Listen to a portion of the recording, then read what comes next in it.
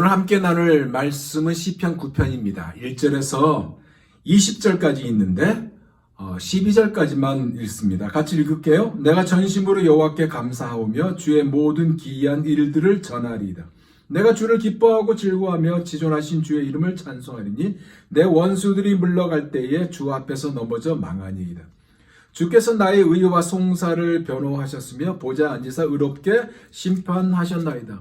이방 나라들을 책망하시고 악인을 멸하시며 그들의 이름을 영원히 지우셨나이다. 원수가 끊어져 영원히 멸망하였사오니 주께서 무너뜨린 성읍들을 기억할 수 없나이다. 여호와께서 영원히 앉으심이여 심판을 위하여 보좌를 준비하셨도다. 공의로 세계를 심판하시며 정직으로 만민에게 판결을 내리시리로다. 여호와는 압제를 당하는 자의 요새시요 환난 때의 요새이시로다. 여호와여 주의 이름을 아는 자는 주를 의지하오리니 이는 주를 찾는 자들을 버리지 아니하심이이다. 너희는 시온에 계신 여호와를 찬송하며 그의 행사를 백성 중에 선포할지어다. 피 흘림을 신문하시는 이가 그들을 기억하시며 가난한 자의 부르짖음을 잊지 아니하시도다. 아멘. 오늘 함께 나눌 말씀의 제목은요, 하나님을 마음의 중심에 모시고 사는 자의 고백이 어떠한가 이겁니다. 여러분, 오늘 이 시편은 다윗이 지은 시편입니다. 다윗은요, 자신보다 더 높은 왕을 인식하며 살았습니다. 늘 삶 속에서요, 그분을 찬양하면서 살았어요. 때론 자신의 억울함을 그분 앞에 나와 이름을 부르며 토로하였고, 자신의 그 무죄함을 들고 하나님 앞에 나와 호소하였으며, 죄가 있을 때는요, 그분 앞에 나아가 은혜와 자비를 구했습니다. 오늘 본문은요, 이렇게 여호와 하나님을 왕으로 모시고 있는 다윗의 찬양의 고백입니다. 그는 자신의 전 생애를 의탁할 만한, 자신이 믿고 자신이 따를 의탁할 만한 대상이 바로 하나님이다. 그래서 하나님은 나의 찬양의 대상이고 하나님은 나의 통치자이고 하나님은 나의 피난처다라는 고백을 담고 있습니다. 어떻게 보면요, 여러분, 오늘 본문 이 9장과 다음 장 10장은 비슷하답니다. 그래서 하나의 시라고 주장하는 분들이 계세요. 왜냐? 같은 상황이기 때문에. 이 상황이 무슨 상황이냐? 하나님, 왕이신 하나님인데, 왕이신 하나님이 일을 하셔야 되는데 일을 하고 계신 것 같지 않고, 공의의 하나님인데 이 공의가 실현되지 않는 것처럼 보이는 상황 때문에, 또한 악인이 득세하여 의인이 고통받고 있는 이 상황 때문에 관계가 있다고 봅니다. 그래서 그가요, 여호와여 일어나소서라고 외치기도 합니다. 그럼에도 분명히 차이가 있는데 9장은요, 미래와 과거에 집중되어 있고요, 10장은 현재에 집중되어 있다는 것이 차이가 있어요. 그리고 또 하나, 9장은 찬양이 중심이 되어 주제를 담고 있지만은 10장은 탄식이 주제가 되어서 엮어져 가고 있는 것이 이 둘의 차이라고 볼 수 있습니다. 오늘 본문을 구체적으로 한번 보자고요. 첫 절부터 다윗은 하나님을 찬양하는데요, 결심을 담고 있습니다. 1절을 볼까요? 내가 전심으로 여호와께 감사하오며 주의 모든 기이한 일들을 전하리이다. 다윗이 결심하고 있어요. 그 결심은 전심으로 하나님을 찬양하고 그리고 주의 모든 기이한 일들을 전하겠다는 결심을 하고 있습니다. 그러면 그가 전하겠다는 주의 기이한 일들이 뭘까요? 물론 본인의 삶 속에서 하나님이 역사하시고 인도하신 그러한 일들도 있을 것이고, 하나님께서 이스라엘 백성들에게 하신 놀라운 일들이 있어요. 예를 든다면 뭐예요? 출애굽 사건입니다. 그가 이것을 감사하고 찬양하고 전파하겠다고 결심을 하고 있습니다. 그러면서 그는 2절에 하나님 자체에 집중하고 있고 기뻐하고 즐거워하겠다 하면서 지존하신 하나님을 찬양하겠다는, 즉 자신의 그 믿음을 담은 고백을 이어서 하고 있습니다. 2절을 볼까요? 내가 주를 기뻐하고 즐거워하며 지존하신 주의 이름을 찬송하리니. 하나님 자체에 집중하면서 하나님을 찬송하겠대요. 지존하신 하나님을 찬양하겠다고 하고 있습니다. 그러면서 3절로 이어지는데 찬양을 하겠다는 그 근거를 말하고 있습니다. 3절은 뭡니다? 내 원수들이 물러갈 때에 주 앞에서 넘어져 망한다. 즉 다윗은요, 찬양의 근거를 말하는데 공의로우신 하나님에 대한 기대를 담고 있습니다. 그 기대가 뭐예요? 주 앞에서 넘어진다는 표현으로 원수들의 파멸을 노래하고 있고요. 그 이유가 하나님이 그렇게 하실 것을 자기 자신은 믿기 때문에 당연히 찬양을 올린다라는 고백을 하고 있습니다. 그럼 하나님이 그렇게 하실 것이 과연 무엇일까요? 다윗은 4절에서 6절을 통해 고백을 하고 있는 것이 있습니다. 먼저 4절을 봅니다. 주께서 나의 의와 송사를 변호하셨으며 보좌에 앉으사 의롭게 심판하셨나이다. 하나님이요, 의로운 재판관이라는 것입니다. 불의의 재판관이 아니고요, 그리고 정권과 결탁이 되는 그 재판관이 아니고 의로운 재판관이라는 사실이에요. 자신은 사울로 인해서 도망자의 신세이지만 하나님의 결국 의롭게 심판하실 것이기 때문에 자신은 하나님의 손에 의탁하겠다는 고백을 담고 있습니다. 그러면서 다윗은 5절에 하나님이 역사 속에서 어떻게 공의를 보여주셨는지를 말하고 있습니다.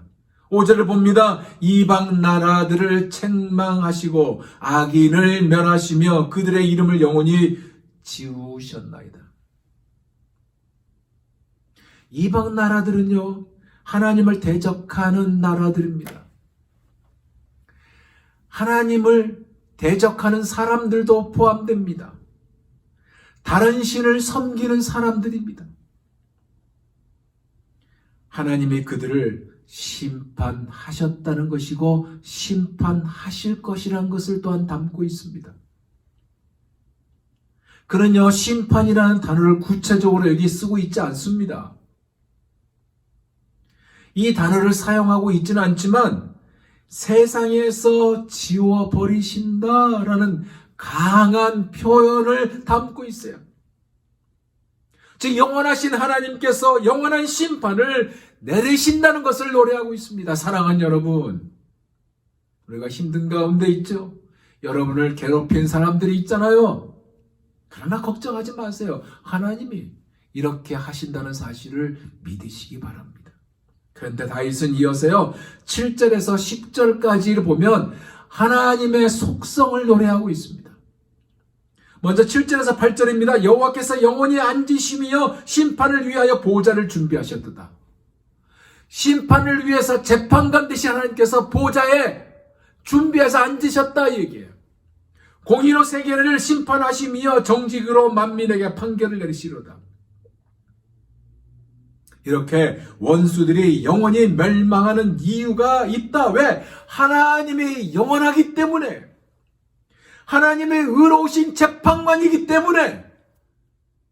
당연히 악인들에게는 재앙이다. 악인들에게는 재앙이지만 하나님의 백성들, 의인들에게는 축복이라는 이 사실을 다윗이 노래하고 있습니다. 그러면서 구절을 통해요, 그가 어떻게 노래하냐면 하나님이 누구신지를 노래하고 있어요. 보세요. 여호와는 압제를 당하는 자의 요새시요 환난 때의 요새시로다. 압제를 당하는 자, 억압받고 착취당하는 사람, 힘없고 가난한 사람, 고통 가운데 있는 사람, 누가 이들의 요새가 된다? 누가? 하나님이요. 악이 득세하고 있는 이 세상이라 할지라도 하나님이 요새가 되신다는 사실입니다. 그러기에 우리가 어떻게 해요? 하나님 앞에 나와야죠. 요새가 되신 하나님을 붙잡아야죠. 그리고 누려야 되지 않습니까? 우리 하나님은 우리의 방패가 되시고 우리의 요새가 되시고 우리의 전부가 되시고 우리의 생명이 되시고 우리의 기쁨이 되시고 그런 하나님이 우리의 하나님이란 사실을 여러분의 하나님이란 사실을 믿으시기 바랍니다. 그러기에 낭망하지 말라고 하고 있어요. 10절을 볼까요? 여호와여 주의 이름을 아는 자는 주를 의지하오리니 이는 주를 찾는 자들을 버리지 아니한다 한다 아니하십니다. 그러니까 낭망하지 말라는 거예요. 주의 이름을 아는 자는 주를 의지한다. 주를 찾는 자들을 버리지 아니한다. 그러니까 낭망하지 말라는 거예요. 주의 이름을 아는 자, 지식적으로 아는 자가 아니에요. 인격적으로 하나님을 아는 자예요. 기도하는 가운데 하나님의 응답을 경험한 자입니다. 하나님과 관계 속에 들어와 있는 자입니다. 예수 그리스도만 생각해도 가슴이 뭉클하고 십자가만 생각해도 가슴이 뭉클하고 여러분 하나님은요 이러한 자들을 절대로 버리지 아니하십니다. 하나님은요 이러한 자들을 사랑으로 인도하시고 긍휼과 자비를 베푸시고 하나님은 놀라운 이적과 기사를 보이십니다. 너는 내게 부르짖으라. 그 다음에 응답하겠고 너와 크고 놀라운 비밀을 보이리라. 이것을 체험하게 합니다. 우리가 여기에 속하기를 원합니다. 그리고 마지막은요 그가 선포하고 있어요. 11절에서 12절입니다. 너희는 시온에 계신 여호와를 찬송하며 그의 행사를 백성 중에 선포할지어다. 피 흘림을 신문하신 이가 그들을 기억하시며 가난한 자의 부르짖음을 잊지 아니하시도다. 무엇을 선포하는 것일까요?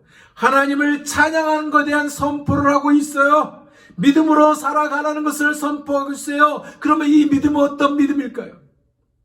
하나님이 어떠한 일을 하셨는지와 하나님이 어떤 분이신지에 대한 하나님이 구하는 자의 기도를 들어주신다는 이 믿음입니다.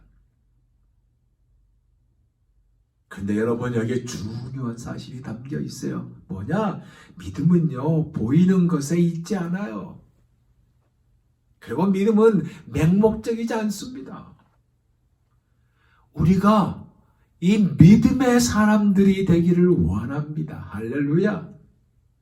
그리고 오늘 하루도요 감사와 찬양으로 마무리하는 여러분이 되기를 원합니다. 하나님이 어떤 분인지 힘써 알기를 원하고요. 전심으로 하나님께 감사하고요. 주 안에서 기뻐하고 높으신 하나님을 찬송하는 여러분이 되시기를 원합니다. 찬송하는 것들이 무엇이 있겠어요? 다양하죠. 하나는 여러분에게 행하신 주님의 기사가 있잖아요. 응답이 있잖아요. 역사가 있잖아요. 주께서 행하신 일들이 있잖아요. 그것을 찬송할 것이고 또한 주님을 알아감으로 예수 그리스도를 알아감으로 그 안에서 예수님을 닮아가고자 하는 그 가운데 이것 때문에 찬양할 수 있는 우리 모두가 다 되기를 원합니다. 아멘. 기도하겠습니다. 하나님 감사합니다. 감사합니다. 다윗의 이 고백, 하나님을 찬양하고 선포하고 낭만과 좌절하지 아니하고 오직 주님만 바라보고 주님 알기를 기뻐하며 주의 행하실 것을 믿음으로 바라보는 이 다윗의 고백이 우리의 고백이 되기를 원하며 하나님의 기뻐하신 자리에 설 수 있는 우리 모두가 되게 하여 주옵소서. 예수님의 이름으로 기도하옵나이다. 아멘.